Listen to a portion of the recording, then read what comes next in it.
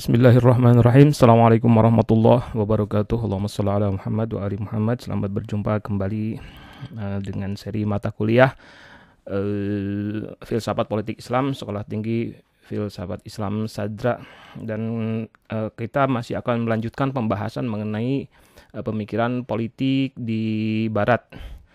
Kita mencoba mengulangi lagi sedikit apa yang sudah pernah kita bahas di akhir sesi sebelumnya, yaitu terkait dengan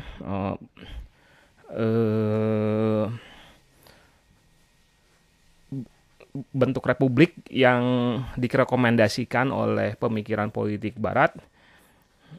Dan kemudian kita melihat bahwa dari semua pemikir-pemikir Barat itu ada satu benang merah, bahwa dari benang merah dari berbagai pemikiran politik Barat itu, yaitu terkait dengan legitimasi sebuah kekuasaan, yaitu berupa akseptabilitas dari masyarakat. Jadi sebuah kekuasaan punya legitimasi jika diterima oleh rakyat.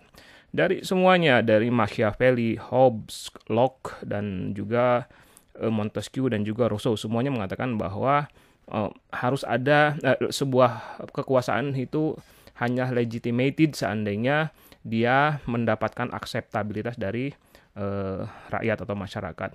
Kemudian kita sampai pembahasan yang lalu itu membahas tentang akseptabilitas eksternal, bahwa akseptabilitas itu ternyata lebih luas lagi, bukan hanya sekedar akseptabilitas dari masyarakat di dalam sebuah kawasan, akan tetapi juga akseptabilitas dari pihak eksternal. Nah, kita lihat bahwa tiga jenis dan sumber kekuasaan yang sudah dibahas, ada teokrasi, monarki, dan demokrasi, dengan segala variannya adalah model-model kekuasaan dari sudut pandang internal. Pada setiap masalah selalu saja ada faktor eksternalnya, termasuk masalah politik dan kekuasaan. Jadi kita melihat kurang lebih ilustrasinya seperti ini. Ada faktor internal, orang yang sedang berlari di dalam sebuah gelembung, dan ternyata ada juga upaya tersebut bisa menjadi lebih kencang, lebih keras, lebih cepat lagi proses bergulirnya dia, proses bergeraknya dia, seandainya juga ada yang mendorong dari luar. Nah, sejak zaman Yunani pun secara faktual, faktor eksternal itu menjadi faktor yang sangat penting, khususnya yang terkait dengan keruntuhan kekuasaan. Betapapun sebuah pemerintahan memiliki legitimasi yang kuat secara internal, pemerintahan tersebut akhirnya runtuh juga karena ditaklukkan atau dihancurkan oleh pihak luar. Ini ada gambar reruntuhan istana Persepolis di Persia, Iran, di kota Shiraz tepatnya, saat dinasti ini ditaklukkan oleh Alexander Makedonia. Imperialisme ya sebuah policy, sebuah pemerintahan di mana sebuah negara besar dapat memegang kendali atau pemerintahan atas daerah lain agar negara itu bisa dipelihara atau berkembang. Sebuah contoh imperialisme terjadi saat negara-negara itu menaklukkan atau menempati tanah-tanah itu. Renaissance yang diikuti oleh industrialisasi di Barat juga berlanjut dengan imperialisme negara-negara Barat atau Eropa atas kawasan Asia, Afrika, dan Amerika. Tujuan dari imperialisme adalah satu, mencari bahan baku, yang kedua mencari tenaga kerja, yang ketiga menciptakan pasar pengguna produk industri. Kita lewati saja, tidak akan kita bahas lebih jauh tentang apa maksud dari pernyataan ini. Kemudian sejak masa imperialisme, terkadang disebut juga dengan kolonialisme, itu terjadi perubahan besar pada pola pembentukan, pengaturan, dan kemunduran kekuasaan. Tak ada satupun negara di dunia saat ini yang bisa lepas dari masalah eksternal. Pembentukan negara-negara pasca Perang Dunia Kedua atau bahkan juga pasca Perang Dunia Pertama itu sepenuhnya terkait dengan kesepakatan internasional. Sepenuhnya terkait dengan akseptabilitas internasional. Begitu juga dengan pengelolaan kekuasaan pada sebuah negara yang sudah terbentuk saat ini secara dominan dipengaruhi oleh faktor eksternal. Fenomena menguatnya pengaruh eksternal membuat teori tentang negara dan kekuasaan menjadi lebih rumit. Negara merupakan organisasi yang punya kewenangan mengatur hal-hal yang berhubungan dengan masyarakat dan punya kewajiban untuk mensejahterakan, mencerdaskan, dan melindungi kehidupan rakyat. Di era ketika geografi antar kawasan semakin mengecil, kewenangan dan kewajiban tersebut juga mau tidak mau dipengaruhi secara kuat oleh faktor-faktor eksternal tersebut. Contoh sederhananya adalah potensi perang yang mungkin timbul di antara dua negara, bahkan yang secara geografis itu berjauhan, apalagi yang secara geografis itu berdekatan. Kita tidak tahu ya, kalau misalnya negara-negara kita, alhamdulillah kalau di kawasan Asia Tenggara disebutnya sebagai kawasan yang sangat aman, salah satu negara kawasan yang aman di dunia, mungkin karena faktor ras Melayu yang cenderung untuk lebih lebih ramah, lebih toleran, walaupun di beberapa tempat ada ras-ras tertentu atau suku bangsa tertentu yang memiliki watak-watak yang keras gitu. Akan tapi secara umum kawasan Asia Tenggara itu relatif aman, harmoni hidupnya tuh. Tapi beda dengan banyak sekali dengan negara-negara yang lain, Timur Tengah misalnya, itu setiap saat sangat mungkin negara itu berubah, baik tempat ininya, bentuknya, ataupun misalnya kawasan wilayahnya. Itu sangat mungkin terjadi perubahan dengan sangat cepat. Dikarenakan apa? Dikarenakan bukan masalah dari dalam, akan tetapi masalah dari luar. Nah, pada tahun ya ini kembali kepada Eropa karena ini munculnya terkait dengan masalah akseptabilitas eksternal ini munculnya di pemikiran di Barat sebagai syarat bagi sebuah pemerintahan, berdirinya sebuah pemerintahan, legitimasi sebuah pemerintahan itu adalah akseptabilitas, dan akseptabilitas itu ternyata makin kesini makin memerlukan adanya akseptabilitas dari internasional. Nah, kita kembali tahun 1648, sebagian besar negara Eropa, Kekaisaran Romawi Suci, Spanyol, Prancis, Swedia, dan Republik Belanda sepakat untuk menandatangani Perjanjian Westphalen di Jerman. Inti dari perjanjian itu adalah penghormatan atas prinsip integritas atau kedaulatan sebuah bangsa. Dikatakan bahwa tidak ada badan eksternal apapun yang berhak masuk ke dalam struktur dalam negeri sebuah bangsa yang berdaulat. Karena dalam perjanjian ini ditekankan soal kedaulatan sebuah bangsa, ya, sovereignty, nah ya, teori yang muncul dari perjanjian ini dikenal dengan nama kedaulatan Westphalen atau Westphalian sovereignty. Jadi yang pertama kali muncul adalah penolakan dulu sebenarnya. Artinya ketika muncul wacana ini akseptabilitasnya, ternyata kita nggak hanya mengandalkan penerimaan atau akseptabilitas dari internal, tapi luar pun harus kita pertimbangkan. Tapi ternyata ketika mempertimbangkan masalah di luar itu terjadi banyak sekali turut campur tanganan dari berbagai macam bangsa-bangsa atau dari macam berbagai nation, negara-negara. Maka kemudian yang pertama kali dirumuskan oleh orang-orang Eropa, oleh masyarakat, oleh negara-negara yang ada di benua Eropa justru adalah kesepakatan untuk tidak mencampuri. Jadi ini diabaikan dulu lah gitu. Diabaikan yang namanya akseptabilitas dari luar ini. Sebagai reaksi atas prinsip kedaulatan Westphalen muncul dua teori yang secara substansial menyebutkan faktor pengakuan pihak eksternal sebagai syarat berdirinya sebuah negara. Kedua teori ini dalam sistem hukum dan politik internasional dikenal dengan nama teori konstitutif dan teori deklaratif. Nah, teori konstitutif itu terjadi di Wina. Jadi ini adalah reaksi pertama dari Westphalen adalah munculnya deklarasi Wina, yang di sana ditelurkan atau dihasilkan sebuah teori yang namanya konstitutif, yang mendefinisikan negara hanya akan dianggap sebagai subjek dalam hukum internasional jika dan hanya jika eksistensinya sebagai negara diakui oleh negara-negara lain. Jadi ini efek dari prinsip perluasan akseptabilitas ke pihak eksternal itu munculnya itu di Wina tahun 1815. Beberapa negara mengadakan kongres dan meratifikasi teori ini. Salah satu keputusan praktisnya adalah pengakuan atas 39 negara sebagai negara yang berdaulat dalam sistem diplomatik Eropa. Di masa depan negara-negara baru harus diakui oleh negara-negara lain, dan itu berarti praktik pengakuan dilakukan oleh salah satu atau lebih dari kekuatan-kekuatan besar. Jadi perhatikan ya, jadi saat itu Perjanjian Westphalen itu memberikan pengakuan kedaulatan atas masing-masing kawasan. Akan tetapi kan bermasalah ketika masing-masing kawasan itu akan melakukan interaksi gitu. Bagaimana caranya supaya melakukan interaksi sementara sistemnya itu masing-masing berbeda-beda. Misalnya kan masing-masing rakyatnya menghendaki sistem seperti ini. Ini menghendaki monarki konstitusional, ini menghendaki monarki absolut misalnya, yang lain menghendaki adanya lebih ke sosialisme, yang lain. Nah, itu ketika bergaul dengan sistem internasional, maka negara-negara yang rada-rada misalnya berbeda prinsip tata negaranya itu sulit sekali untuk bisa bergabung. Karena itu dibuatlah sebuah deklarasi namanya konstitutif yang mengatakan bahwa kalau mau berdaulat sendiri ya silakan saja, tapi itu artinya kalau misalnya berdaulat sendiri dalam pengertian tidak perlu adanya akseptabilitas atau penerimaan dari pihak luar, ya silakan saja. Tapi itu artinya Anda akan diasingkan dari pergaulan internasional. Ini teori konstitutif di Wina.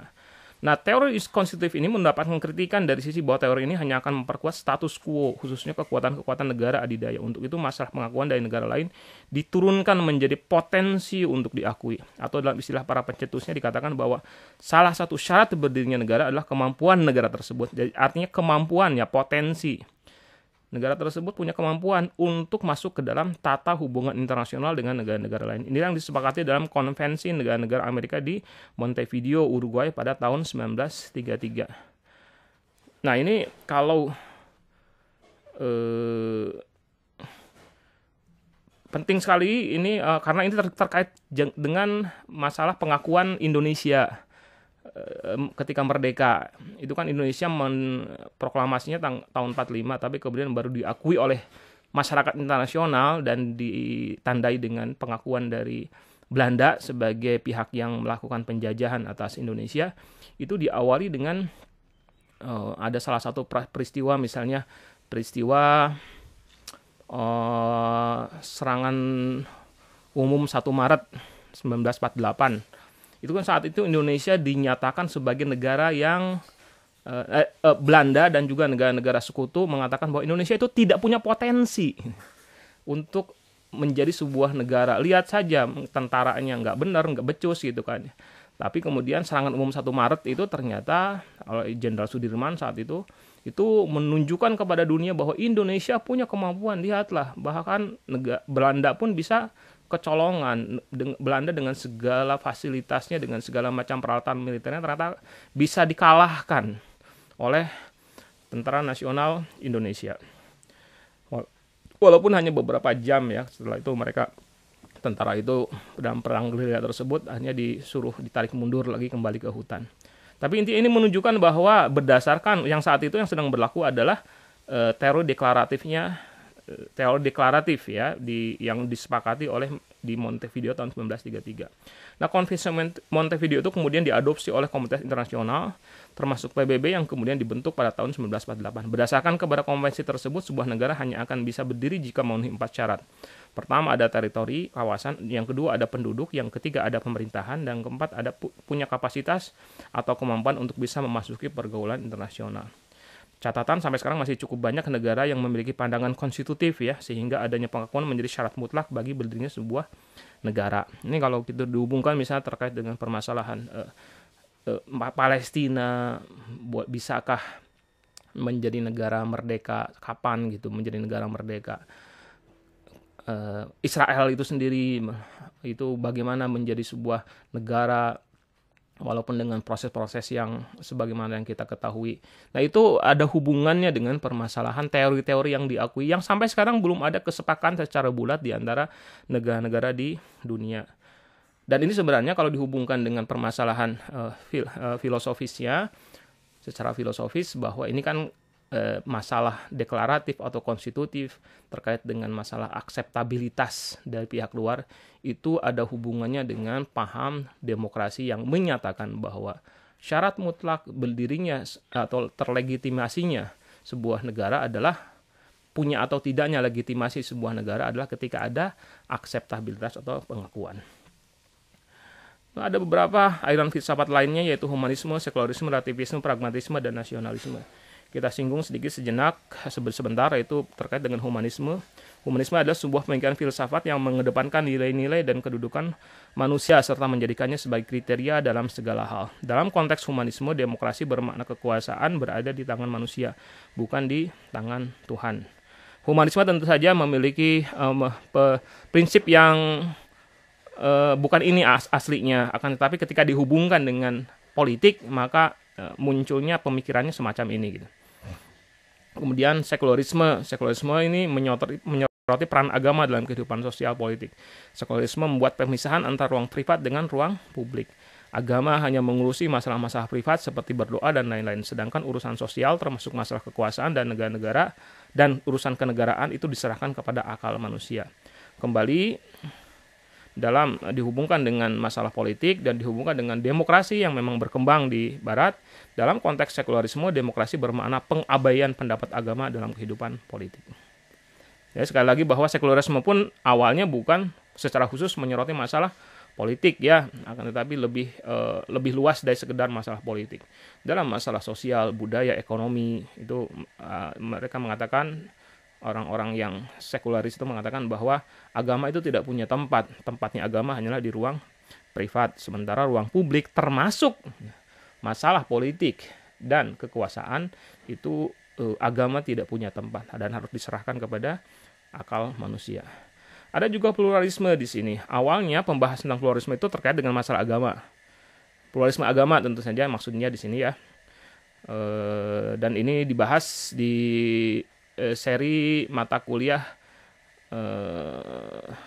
Kalam Jadid atau teologi kontemporer ya. Kalau ingin membahas lebih jauh lagi tentang pluralisme, silahkan ikuti perkuliahan tersebut terkait dengan pluralisme agama. Dikatakan bahwa semua agama itu benar. Faham ini juga bermakna bahwa tak ada hakikat kebenaran dalam segala sendi kehidupan, termasuk masalah hukum dan politik. Semuanya relatif. Nah, dalam konteks demokrasi dikatakan bahwa tak ada kebenaran hukum, tak ada kebenaran etika sosial, tak ada kebenaran politik, kecuali setelah adanya kesepakatan dan kontrak sosial. Jadi ini ada hubungannya dengan bahwa mana yang benar, artinya benar juga, mana yang dikatakan benar. Jadi yang disebut dengan yang berhak atau berhak untuk berkuasa ini siapa? Tidak ada sesuatu pun kecuali setelah ada kesepakatan bahwa dialah, kesepakatan sosial, kontrak sosial yang mengatakan bahwa dialah yang berkuasa. Hukum-hukumnya juga sama. Hukum mana yang benar? Norma mana yang benar? Itu tidak ada sebelumnya. Semuanya kosong, semuanya netral, apapun juga bisa benar ketika ada kesepakatan. Ini ada hubungannya antara pluralisme dengan demokrasi. Ada juga pragmatisme.